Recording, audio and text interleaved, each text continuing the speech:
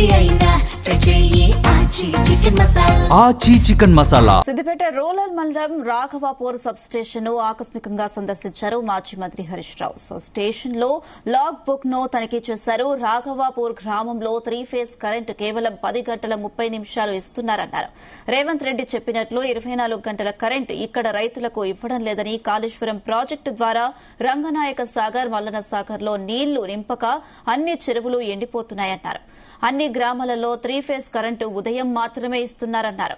నాణ్యమైన 24 గంటల విద్యుత్ కోసం రైతులు సబ్స్టేషన్ ముందు ధర్నాలు చేస్తున్నారని, రేవంత్ రెడ్డి రాష్ట్రంలో 24 గంటల కరెంటుకు మంగళం పాడారని విమర్శించారు.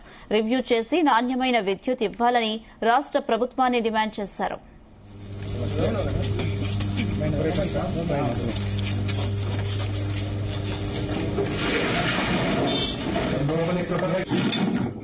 ఈరోజు రాఘవాపూర్ గ్రామ సబ్ స్టేషన్ లో సర్ప్రైజ్ విజిట్ చేయడం జరిగింది. ముఖ్యంగా రాఘవాపూర్ గ్రామ రైతులు మాకు నాణ్యమైన కరెంట్ రావడం లేదని, గతంలో 20 నుంచి 24 గంటల కరెంట్ వచ్చేది, కాంగ్రెస్ ప్రభుత్వం వచ్చిన తర్వాత కేవలం 10-12 గంటల కరెంట్ మాత్రమే రావడం జరుగుతూ ఉంది. ఇంటరప్షన్స్ ఎక్కువగా ఉన్నాయి, రైతులకు కరెంటు సరిపోవడం లేదని చెప్పి గ్రామ రైతులందరూ కూడా చెప్పడం జరుగుతూ ఉంది. సబ్ స్టేషన్ కి వచ్చి లాగ్ బుక్ వెరిఫై చేస్తే నిన్న అంటే బుధవారం కదా, నిన్న బుధవారం రోజు 10 గంటల 30 నిమిషాలు మాత్రమే కరెంటు 3 ఫేజ్ కరెంటు రైతాంగానికి సరఫరా అయింది. అంటే నిన్న రాఘవాపూర్ సబ్ స్టేషన్ పరిధి రైతులకు 10 గంటల 30 నిమిషాలు మాత్రమే కరెంట్ వచ్చింది. ఇవాళ రేవంత్ రెడ్డి ప్రభుత్వం చెప్తున్నదేమో 24 గంటల కరెంట్ ఇస్తున్నామని, కానీ రైతులకు నిన్న బుధవారం రోజు ఎంతసేపు కరెంట్ వచ్చింది అంటే 10:30 గంటల కరెంటు మాత్రమే వచ్చింది.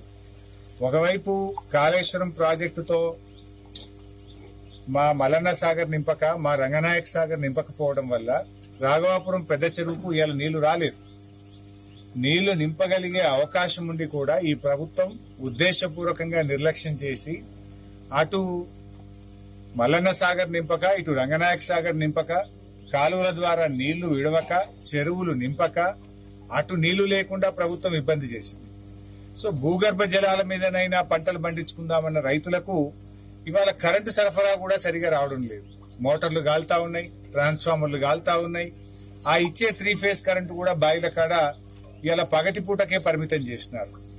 గతంలో సాయంత్రం పూట ఇచ్చినప్పుడు ఎండ ఉండదు కనుక నీళ్లు బాగా పారుతాయి, జారుతాయి, కింది దాకా నీళ్లు జారుతాయి. ఉదయం పూట ఎర్లీ మార్నింగ్ 3:30కి ఇస్తే కూడా ఇంతకు ముందు నీళ్లు బాగా కింది పొలాలకు కూడా జారేటువంటి అవకాశం ఉండేది.